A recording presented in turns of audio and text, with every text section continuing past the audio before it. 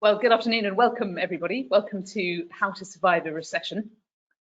This is part of our Architect of the Year Award shortlist day. It's part of the Building Design's Architect of the Year Award shortlist day, and I want to say congratulations to everyone who already knows they're a finalist. We're announcing the finalists of the different categories in tranches throughout the day. My name's Elizabeth Hopkirk. I'm Assistant Editor of Building Design. I joined Building Design in the 2008 recession after being made redundant. So I'm actually quite grateful for that particular downturn.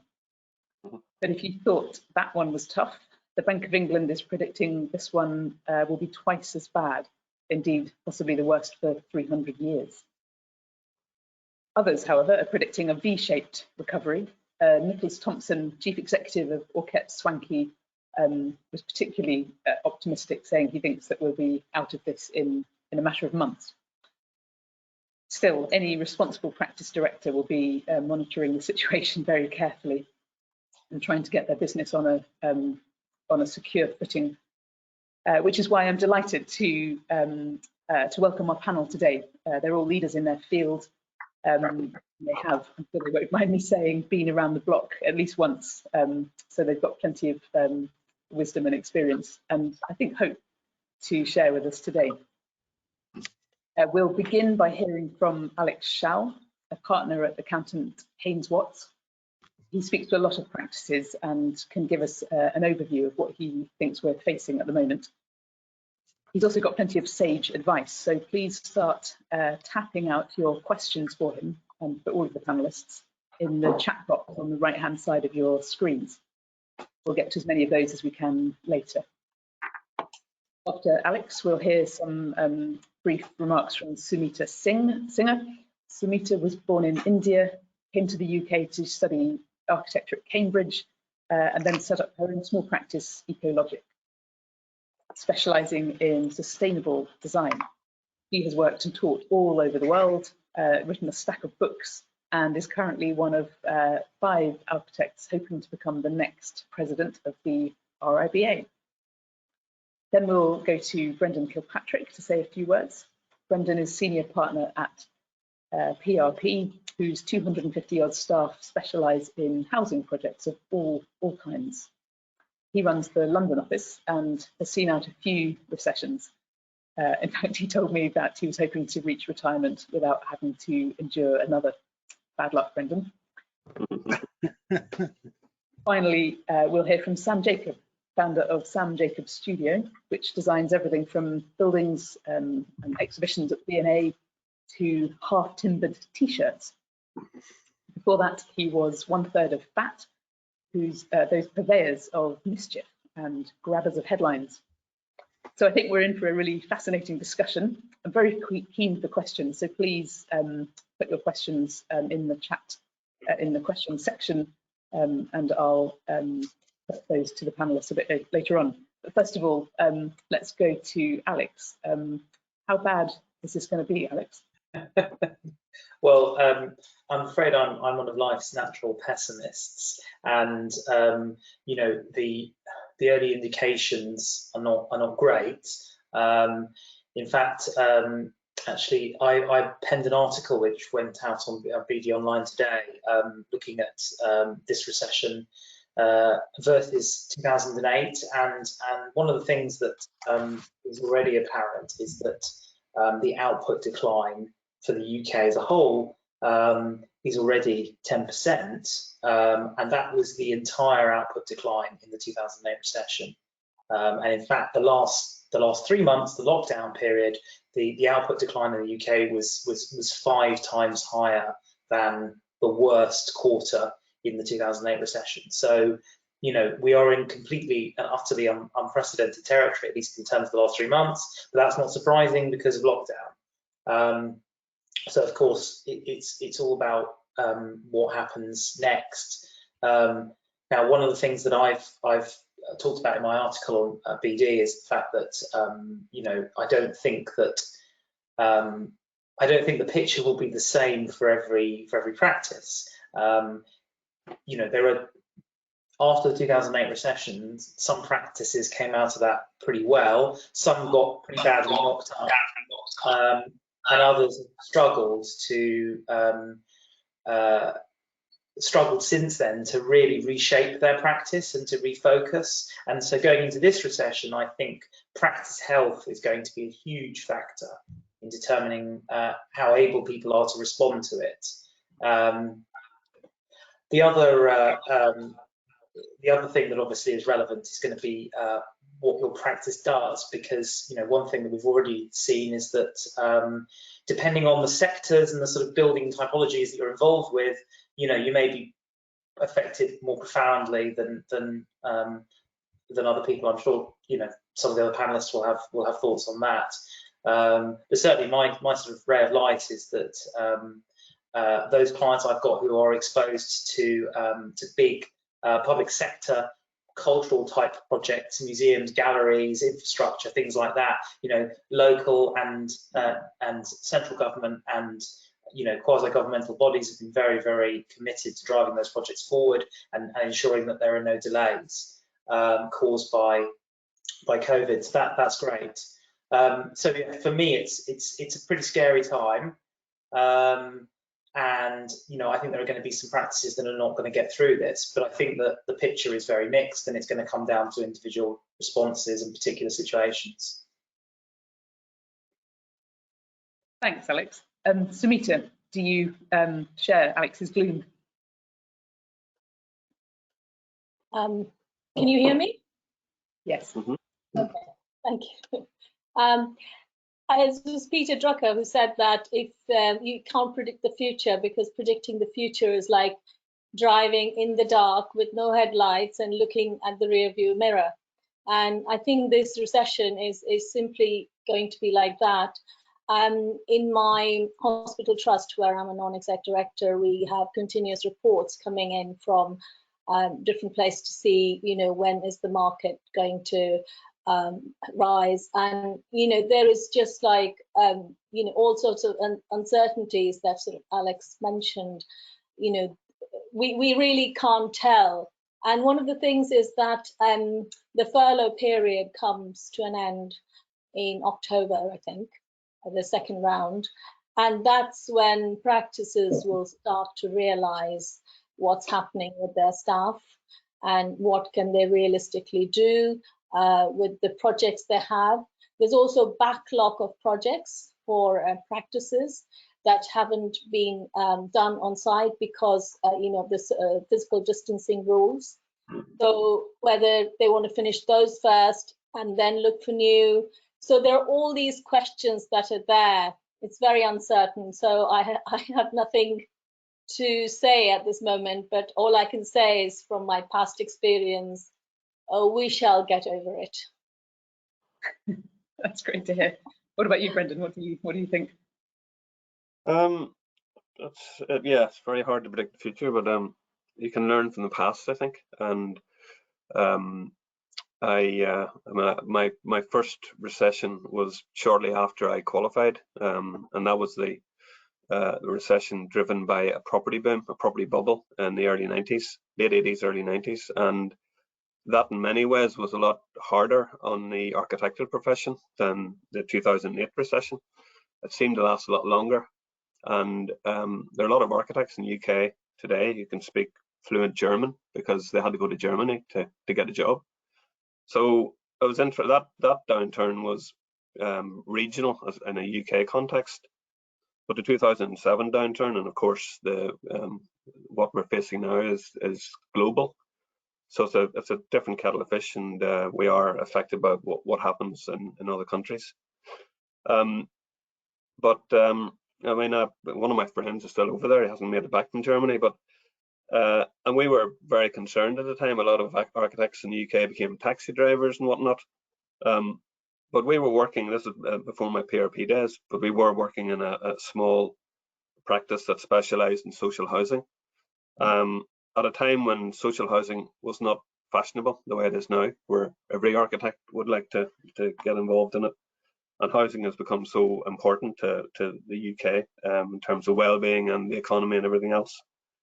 So I guess if we can find those strands of work which are kind of recession proof, even if we don't know it at the time, and anticipate where the market might be going and act accordingly, then I think we can get through it. And I think that because there's such an inherent demand for housing in the UK, I think the housing side of things will hopefully help keep the UK economy on an even keel.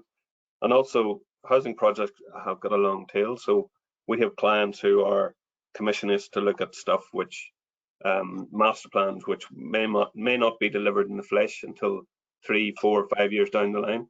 So it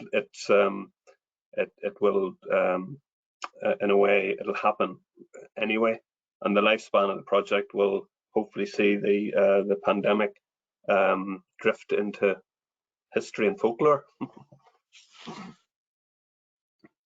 Sam, what about you?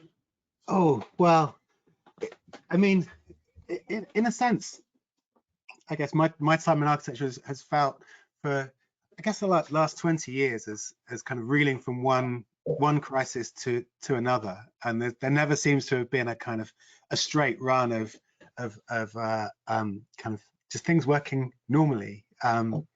You know, whether that's elections, referendums, pandemics, other forms of recession. So it doesn't, in a sense, I think it's familiar to face problems. And in fact, I don't know, like one lesson I might have learned is that it's important to have a kind of crisis every 4 or 5 years, just to keep you on your toes and thinking. And I guess that's probably kind of my attitude in general. Like, I've never really understood how to have a business plan to look 4 or 5 years ahead. I've never thought how that could be anything but a kind of fiction, desirable fiction probably, but how you manifest that I've never really understood. So maybe Alex, you could help me out on that afterwards.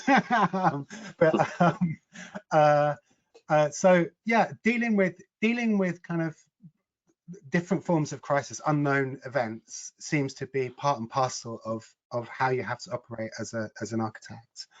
Partly because architecture is so intimately involved with so many issues, finance, politics, etc.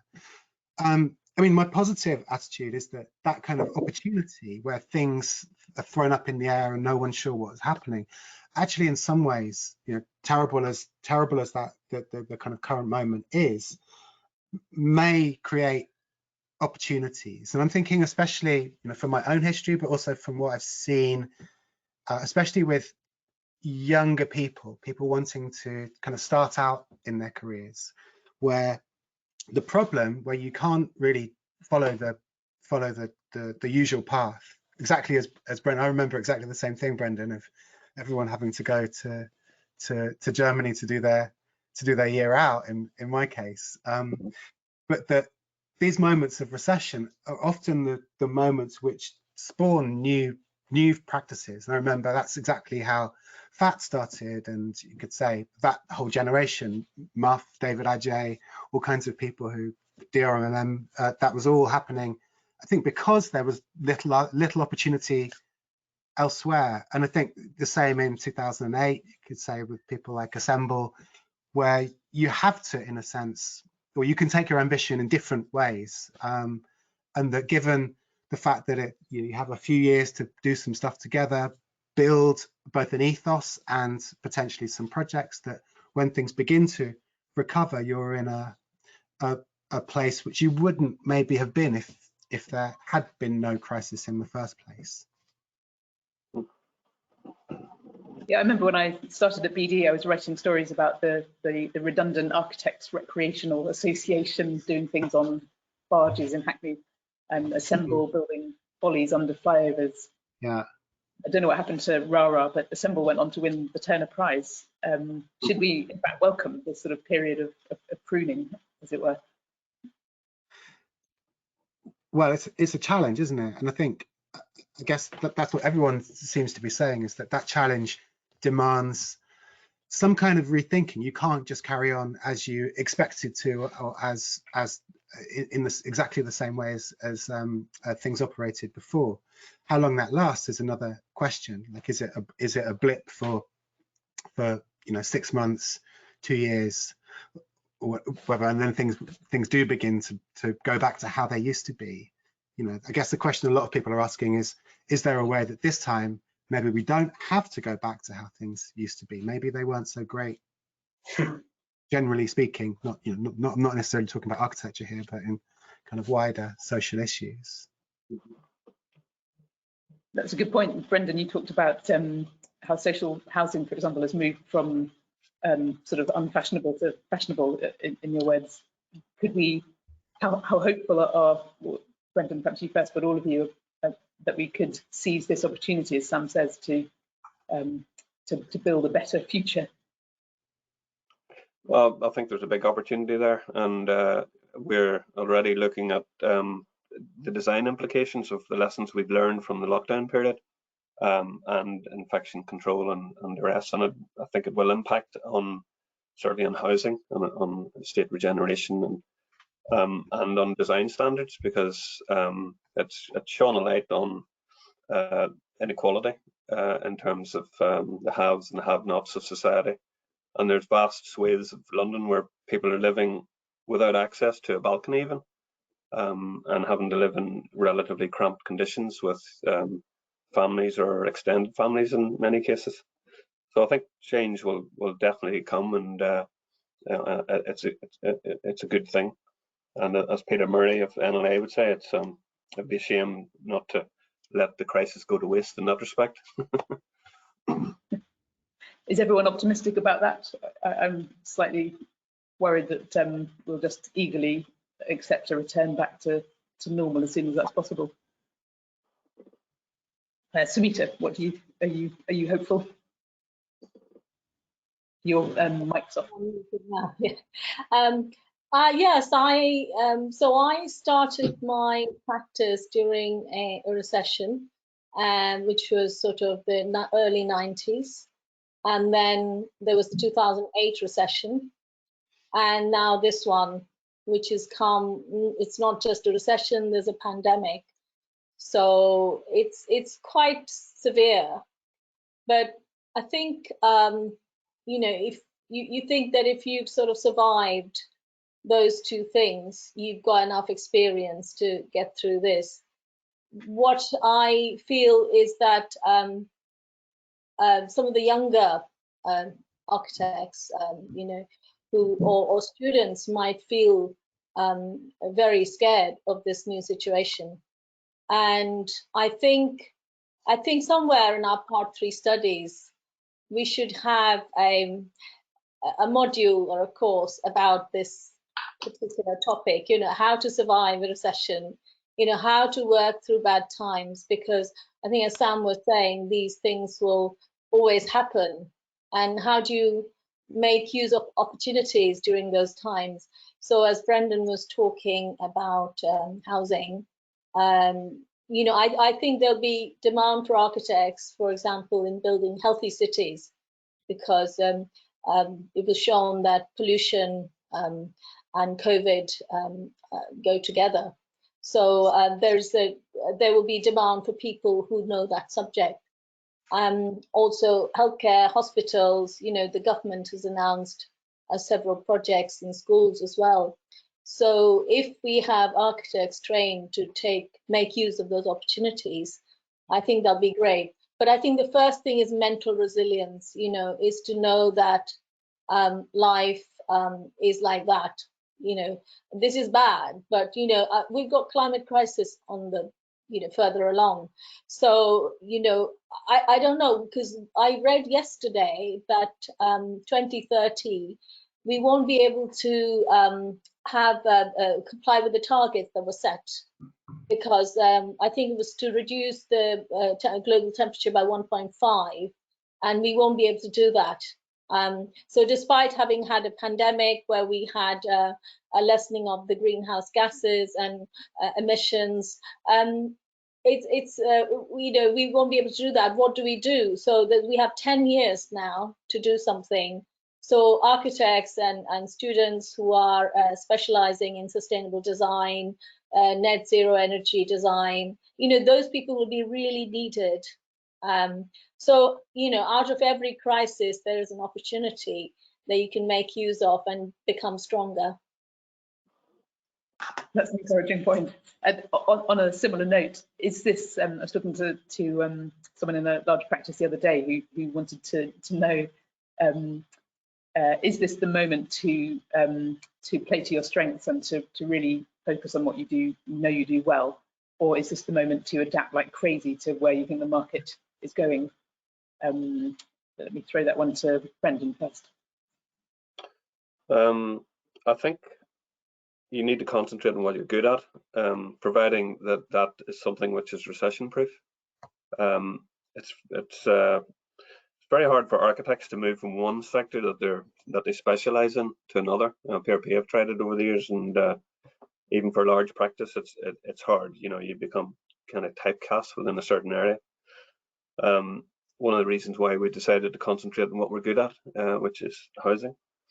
But there is always other things you can do, and PRP have always had a research function within what we do, and I think research is becoming very, quite important now in terms of obviously medical research, but research in general. There's a big thirst for knowledge, and if you can show specialism in a certain area, then that might be a part of your incoming budget, which helps get you through. And I think there's also those practices that are gearing up digitally, also digital communications and the recording of data and making use of that data is another area. For instance, PRP are getting involved in the digital mapping of combustible or soon to be not combustible facades, so that we're mapping how clients can keep their buildings safe going forward in the future. So there are ways to adapt, and I know one small practice, for instance, that is working on existing care homes, doing extensions, doing immediate work to retrofit existing care homes to make them safe, and that's work that's happening straight away. So there's always strands, I think, that if you can divert your specialism to keep your architects in work, basically. Sam, are you a consolidator or an adapter? I would say always an adapter,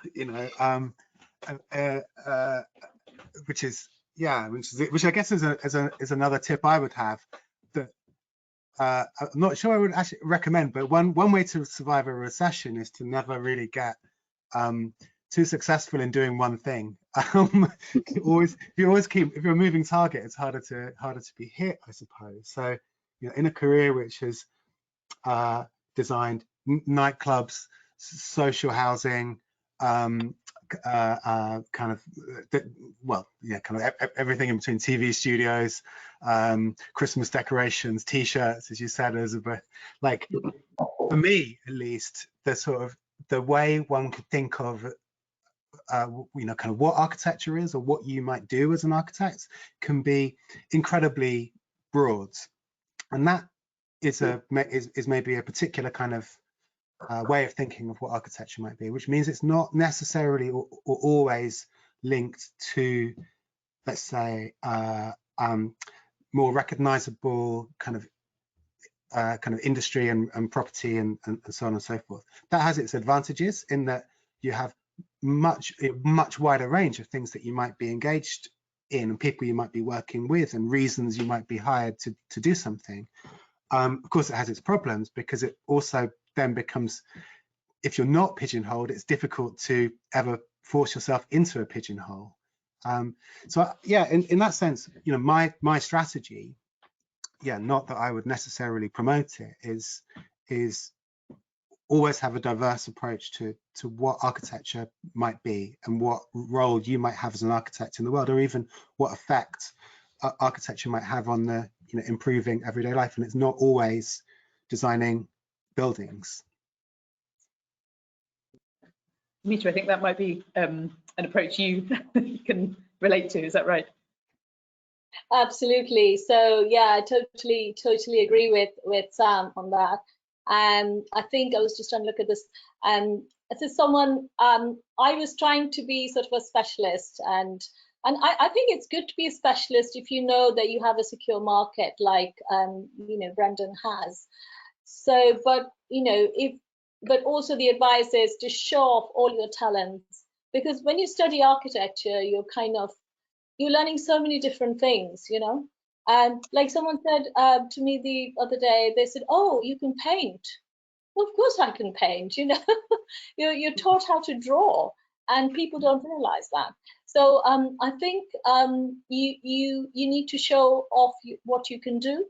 So with me, I do 6 different things. I think maybe even 7. I'm trying to sort of think. So I have my collaborative practice, Ecologic. I've been teaching for like 30 years, and at the moment I teach part 3. I started and run a design charity, Cherishilla, which has worked all over the world in areas of rapid change and scarce resources. I'm a trustee of Architects Benevolent Society and Commonwealth Association of Architects. And, you know, I write about things I've done. So if I've, you know, I used to chair Women in Architecture, I've been really involved in that. So I've written a 4-volume book on women in architecture. There is, you know, architecture for rapid change and scarce resources. There's also the latest one, which is on healthcare, future healthcare design. So everything that I've done is all documented within books. So I sit on the RIBA professional conduct panels, and I do appraisals on that, and I really enjoy that. And then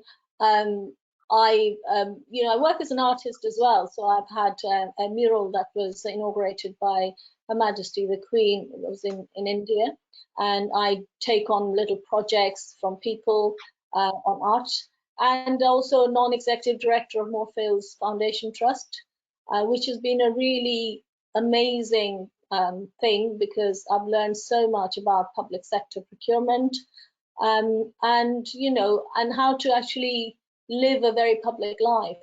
So, and you know, if something doesn't work out, something else is going on in my life. So I'm sort of constantly kind of having this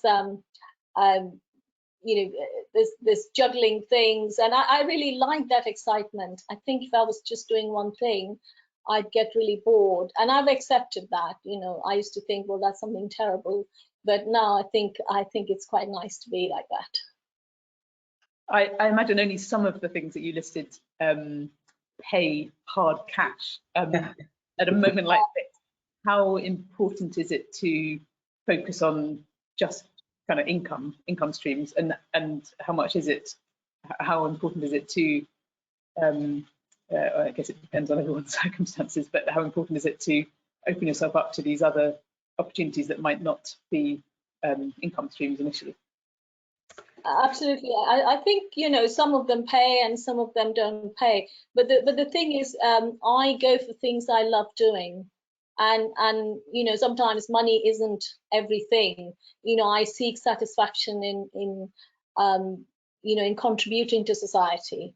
And, you know, I think, was it, as someone was talking about the social value of architecture, and I really appreciate that, you know, being with people. You know, when I've gone to sort of Venezuela, or I've worked in Palestine, you know, working there, trying to understand the problems there, I think it gives me so much pleasure. And I've done it on my own money. I live very modestly, so I'm able to save up and go there. And the charity actually that I run is practically financed by me. So I've you know, I've done things, you know, I think I'm prepared to live very frugally in order to enjoy the things I love doing. Otherwise, you know, it's just no point being rich and not enjoying life. I mean, I think Smita, what you're saying in a way chimes with Brendan. What you were saying is that the idea of research, of doing things which perhaps other people aren't doing. And I think that also goes to a point is like that to frame this discussion as about architects, I think is one way, but it's also about, you know, the built environment. And to be honest, it's from all the people I'm talking to, it's the same for all of the kinds of clients that we might have, you know, from cultural sector to commercial to whatever. Nobody knows what's happening. And so in a sense, if you can offer helpful ways of thinking about issues, which might not be what you would normally like straightforwardly be employed to produce, that through that kind of discussion and partnership, it helps kind of move things forward, especially in like when we're in a moment of kind of absolute crisis where nobody knows what's happening. People also know, and clients also know that they have to do, or some clients know they have to do something for one reason or another. You know, in terms of, you know, local authority spending on cultural projects, you would have thought that would be the first thing you would stop doing, but some are thinking that's really important to bring people back out of their homes, back into the center of town. So understanding the kind of complexities of the problem, I think, is exactly what research can offer to clients. And whether that's something which is more personal, whether it's something that's more addressing a very specific use, as Brendan, you were suggesting, I think we can all bring something new to the table to think about what might, you know, what solutions to our short to medium term future might be. That brings me nicely to asking for some sort of positives that have come out of past recessions. Alex, in a minute, I'm going to come to you with a Brexit question, so just to prepare for that, but we'll stick to slightly more positive things. Brendan, what can you tell us about kind of research and thinking that's come up in PRP in past recessions? Well, Sam, you touched on the idea of the innovative practices that were born out of straitened times, and because it gives you time to think and adapt and freeze your mind, so to speak. We took part in the first of the Olympic legacy sites at Chobham Manor, which was the site of the basketball arena, and the London Legacy Development Corporation were looking for innovative typologies in a master plan which had already got an outline consent. And one of the reasons we won that, or helped our clients win it, was because we developed an innovative typology which is very much born out of recession. I can show some images if you want to share the screen, Elizabeth. But and this particular typology was actually born out of an extended family community. It's a brainchild of my senior partner colleague Manisha Patel, and it's called the multi-generation typology. I can just. Everyone should be able to see the slides now.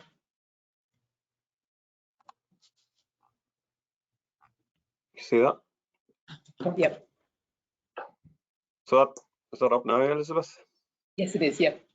Right. So that's our competition-winning master plan, and we worked alongside Make actually on this, which is an interesting collaboration, but which paid dividends. And the typology I'm talking about here is the multi-generation typology, and the reason it was born out of recession is I think Manisha was thinking it's 2011 when we're doing that, so we're kind of coming out of recession, but she was thinking, how do young families actually live in London? How do you remain close to your families? What do you do with childcare arrangements? How do you work if you've got young children when childcare is so expensive in London? So the typology she came up with is basically typically an end of terrace typology, which is a traditional family home at the front of the plot. It's probably about a metre wider than a typical housing plot, but it has an annex at the rear of the plot and a shared courtyard or garden, which is accessible from the pavement. But the flexibility that this typology allows is that you could have your aged parents in the rear part of the home, or you might rent it out in theory to help pay the mortgage. Or you might have returning children from university who can't afford to rent anywhere in London but can stay there and pay you no rent. And the house at the front of the plot could be 3-storey or 4-storey with access to a rooftop garden as well as the courtyard. We only plan for 8 of these typologies across the Chobham Manor master plan, but we probably could have planned for 80.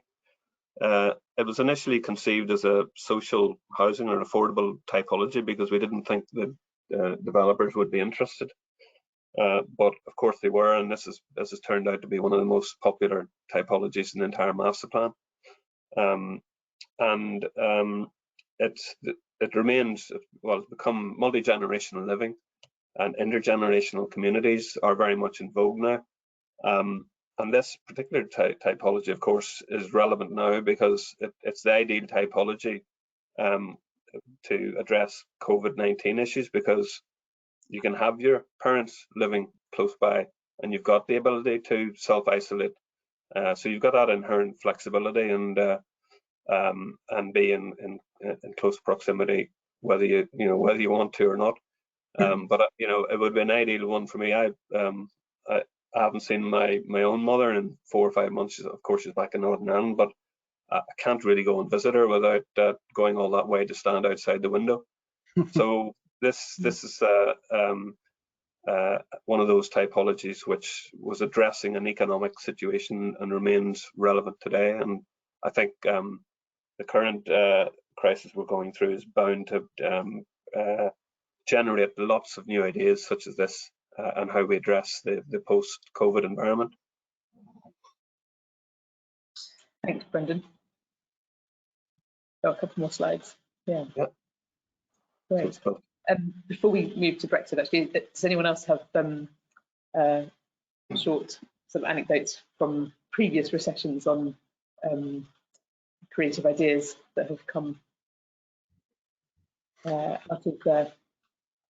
Well, I think it's interesting because it's a time for ideas about projects, but it's also a time for ideas about designing your own practice, which I think is as much the project. So in a way, Brendan, you're right. Like, it seems, I don't know if we have more time, but we certainly have more urgency, and maybe that's the thing. We're so unsettled. That's the thing which makes us reassess so many things. I definitely don't feel like I've got loads of time to lie around thinking on my day bed, sadly. Sumita, you were, I think, going to add something. Yeah, I wanted to bring something from the past, from the 1930s recession. And so it's from this book that I've written, Autotelic Architect. So Autotelic is a personality who can make use of the time, auto and telios, the 2 Greek words there. So, and one of them was someone who wanted to study architecture. This is the time of the speakeasy and really bad time in the States. He was called Richard Cruz, and he sent letters to offices of several prominent Chicago architects, inquiring about the demands of daily life in their profession.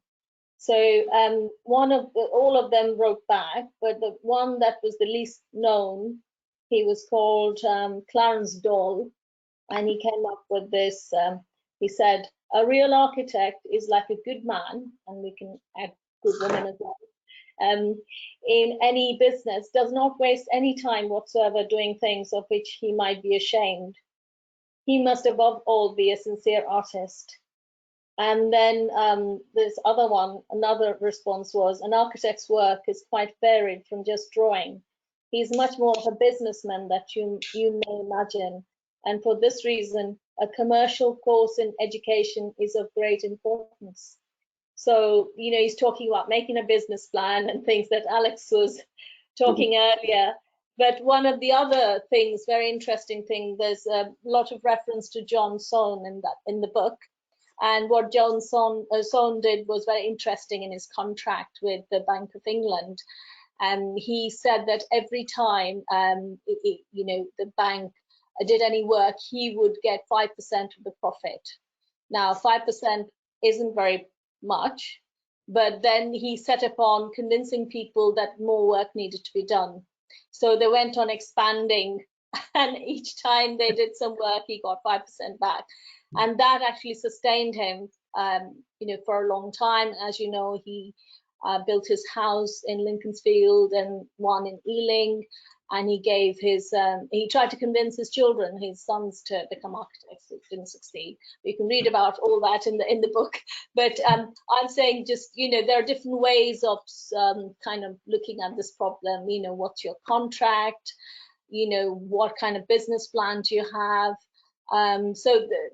That as well, the being financially savvy, it counts as well. Great, thank you. Alex, I'm going to take this sharp turn to towards Brexit, a subject that we've been distracted from for quite a while now. But one of the people watching says, how does the panel feel a no-deal Brexit will exacerbate the recessionary trend for the industry? Will it be a return to Germany, as Brendan was saying? Alex, what are your views on how much worse potentially Brexit will make things? Oh, it's so difficult to tell. Brexit is one of the unknown unknowns. It's hypothetically, we are no longer part of the European Union, but we are in this transitionary phase where European law continues to apply until December, which was supposed to provide ample time for the government to negotiate with European countries to negotiate this close working relationship. As far as I can tell, all they've done in the last few months is annoy the people they've been negotiating with, to the point that the German government are now saying they actively don't want to deal with the UK because we behaved so poorly. So I don't really know how that's going to play out. A rational thing to do would be surely to put all of this on hold and kick it into 2021. I don't think at the moment the government are saying that they want to proceed. I think in terms of the impact on architecture, it's difficult to say. Many architects I've spoken to have already been affected by Brexit, in the sense that people who were going for work that went via a public procurement framework, OJU, etc., were already finding a year ago that they felt that European state actors were sort of very concerned about working with them, given the uncertainty. So I've already heard a lot of anecdotal evidence of clients who used to have quite good work in Europe finding that they're not getting work. In theory, it doesn't matter. In theory, once we've left the European Union, the UK can apply for third country status as part of OJU, which means that as long as we allow European firms open access to projects in the UK, then the European Union will allow access in reverse. And in theory, that's available whether we have a deal with them or not, because that's just what they do. That's how US architects are allowed to work in Europe, for example. So those things are possible. I think the bigger problem is on the regulatory side of that, which is that a lot of architects are used to being able to, although I appreciate lots of architects don't work in Europe, a lot of architecture firms in the UK are used to being able to hire people who trained in other countries. They're used to being able to potentially bid for work in other European countries and not really worry about qualifications and qualification framework. Now, post Brexit, in theory, it's up to each country in Europe whether they will allow access locally by British architects. And again, I know that there are ways around that. Lots of UK practices who want to work in Europe will work with a local executive architect because they don't understand local building control anyway. But now, all of a sudden, you could be in a position where you're required to effectively jointly bid with another architect, because on a regulatory basis, you'll never get the work otherwise. So I do think next year is going to be a massive headache for architects who want to work in Europe. But in terms of the wider economic impact, I get the I'm a little more optimistic on Brexit than I am on COVID. I think that COVID has kind of turned things upside down already, and I don't think that.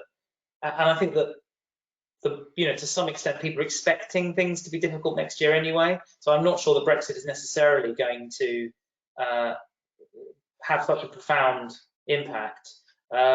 Also within the UK, the government have committed to keeping capital spending going, and as Brendan has alluded to earlier, the housing sector, whether it's private or local authority or housing association, is still pretty strong at the moment. So one would hope that Brexit isn't going to upend that. So I guess in that sense, I'm slightly less concerned about Brexit on a fundamental level, and more concerned about just the difficulty it will cause people.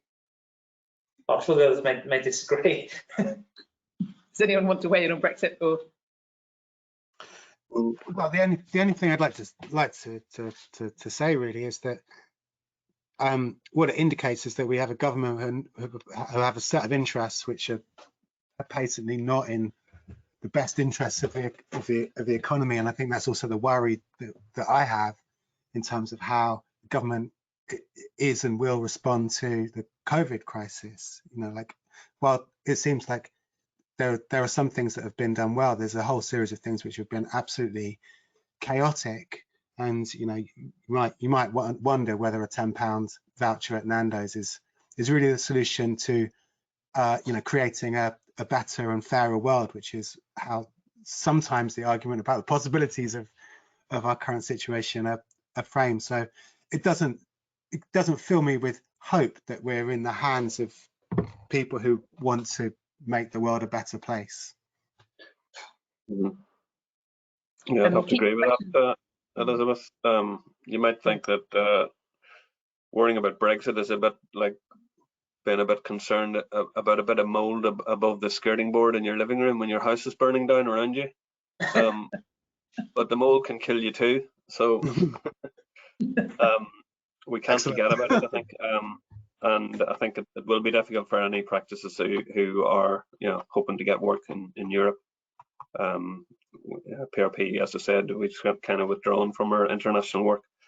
Although we do have an outpost in southern Poland where we're doing a lot of design and delivery work out there for UK projects, and exchange rate changes might affect how viable that office is. But at the minute, it's we're weathering the storm there. Is this the moment to expand into new? We talked about other sectors, but would anyone recommend expanding abroad at the moment? Smita, you have a particular model of practice, don't you? Collaboration. Yeah, so actually it's interesting because long time back I did 3 projects with PRP, several urban regeneration projects. So I hadn't met Brendan then, but I was working with other staff. And this was interesting because I brought some specialism to their practice, which the other people didn't have. And I think if you can offer something that's different, you should go for it. And also, I think this time when you've had on furlough or just time off really is a time to actually learn something new. So I've always done that, used an opportunity to learn something new that I haven't done before. So that's an opportunity. It was very interesting because I was thinking, we were talking about Brexit, and we've had to change our ways of teaching and examining students because of Brexit. And one of my colleagues, and we were just like going through this because I was helping them with some tests on how we could do part 3 interviews using online methods, which is quite difficult because sometimes you want to chat just together, the tutors, and you have to make sure that the student is not in the room, which is like the online room, and if you press the wrong button and things like that, it's quite complicated to work these things out. And then we were talking about this experience, and then he said to me, do you remember Brexit? And So we'd kind of forgotten, you know, how horrible we thought Brexit was going to be, and someone said we are still kind of recovering from the 2008 crash when Brexit happened. So there's all that coming through. And the other figure I have from my book is that by 2008, when the crash happened, 75% of building projects in Europe had already been built. And they were meant to be completed by 2020 this year.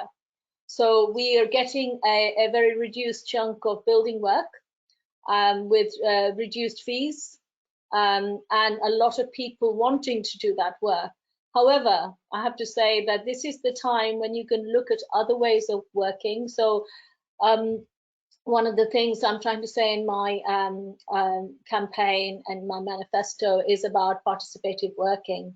And I think the RIBA should be encouraging small practices to work in that kind of thing, because we will have to work with communities in the way that I worked with PRP.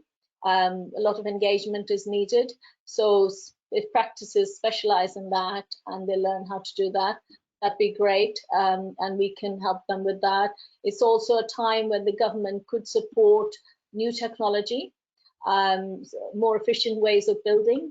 So we could do that, and you know, new hospitals or new houses have to be built.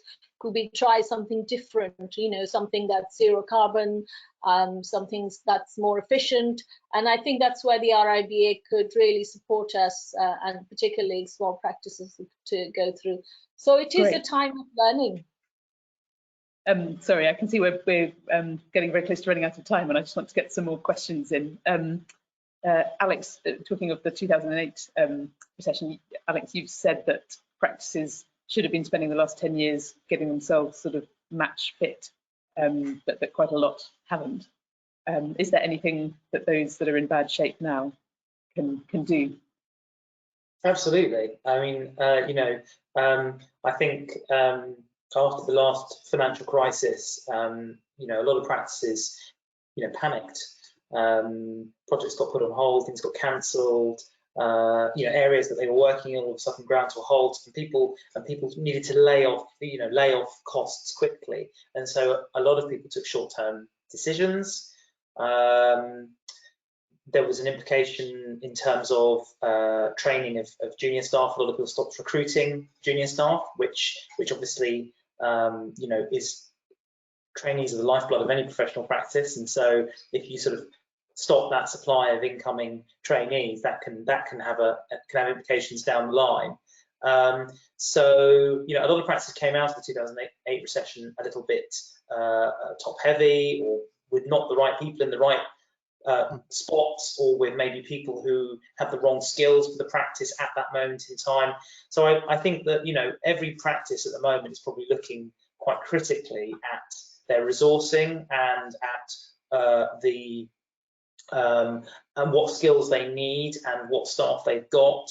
And I would be, you know, I'd be encouraging people to leave nothing off the table, to be really looking critically at every level of the business and saying, have I got the right people in the right jobs? If I need to make changes or I need to make cuts, then, you know, now is the time to be thinking about that as the furlough scheme starts to wind down, to make sure that, you know, as we come out of this crisis, that people have got the right resource to grow the business, you know, into the future. So I think any practice can be making those changes. A lot don't need to. A lot of people, you know, have been you know, managing the shape of their practice very effectively since the last crisis. But those who haven't, you know, really need to do that. And also across the board, not just staff. I don't want to just make it all about redundancies. People also need to look at all of their commitments.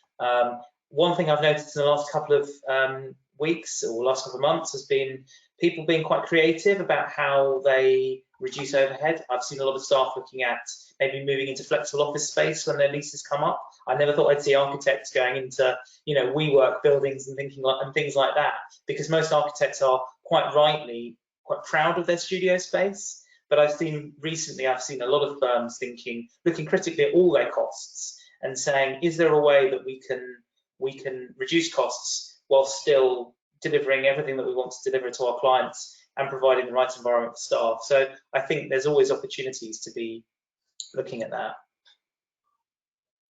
It's there's always a balance, isn't there, between cutting costs quickly and balancing the knowledge that when you need to rehire, it's for architects, it's an expensive business, getting the right talent and training people up. Alex, should people be holding off for as long as they can, or do you need to act fast now and just cut those costs? I'm afraid I think people need to act now. I think they need to be looking at their resource. They need to look at their fee pipeline for the next 12 months and also at their potential jobs for the 12 months after that, and realizing that every pound that they spend in the next 12 months on people who are not necessarily going to deliver productive work is a pound of capital they've lost to reinvest in new ideas, new projects, and in new things as things open up. It's one of the hardest decisions people can make, particularly in architecture, where so much time is invested in making people, bringing people to work in a particular way that works for the practice. I can understand why nobody wants to let a person go who they think really understands the business they're in and understands the work that they've got to do. But if people are underutilized now, then effectively, that's money down the line that you won't have to grow out of this crisis. Brendan, what's your approach on staffing?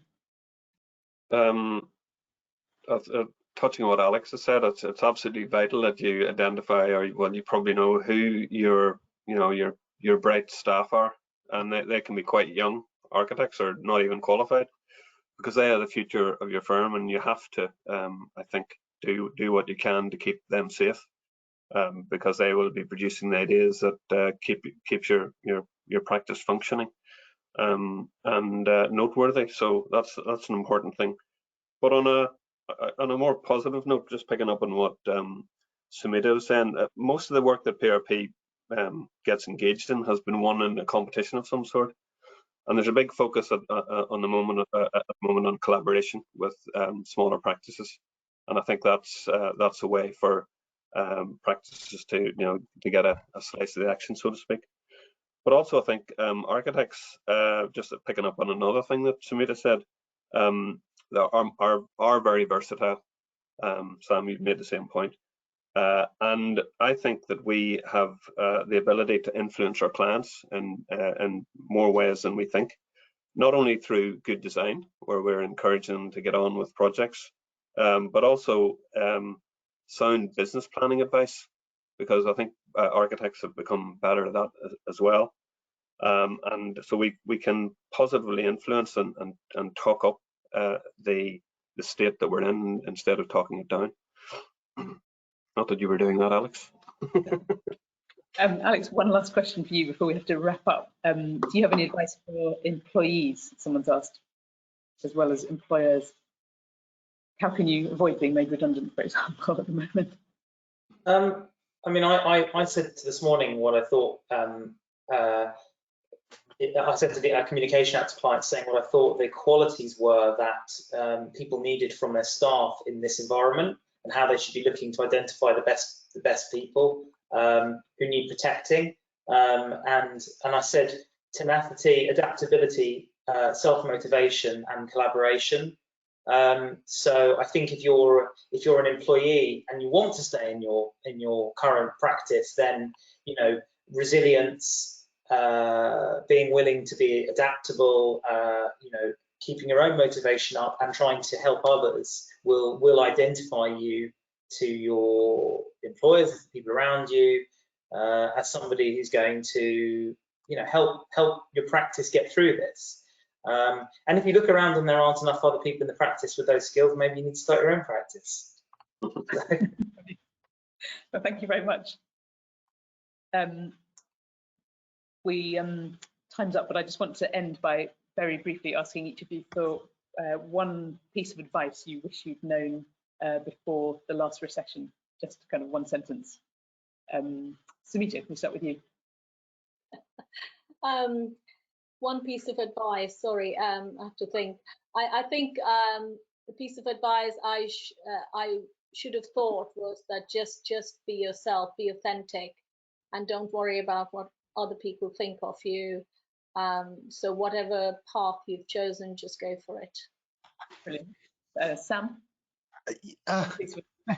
Maybe similar. I'd say live in like total fear of the whatever it might be around the corner, but with incredible optimism. And maybe that's the necessary attitude to get through a life in architecture. Great. Brendan? I think remember what you're good at, and try to apply that knowledge in a slightly different way. Brilliant. And Alex, do you want a final? I would just say, no matter how bad things get, personally or professionally, I think it's important to remember that these things come in cycles, and in a few years' time, this will be over. Brilliant. That's nice to end on a positive note. Thanks so much to our panel. You've dispensed wisdom with real wit and insight, so thank you. Thanks also to everyone who asked questions and who has been watching. This will be, you'll be able to watch this again if you wanted to take notes and didn't this time, or want to share the link with colleagues. But thanks very much indeed. Please, everyone, tune back in for the social value webinar this afternoon, and keep looking back to see who has been shortlisted for the Architect of the Year awards this year. But thanks very much to our panel. Goodbye.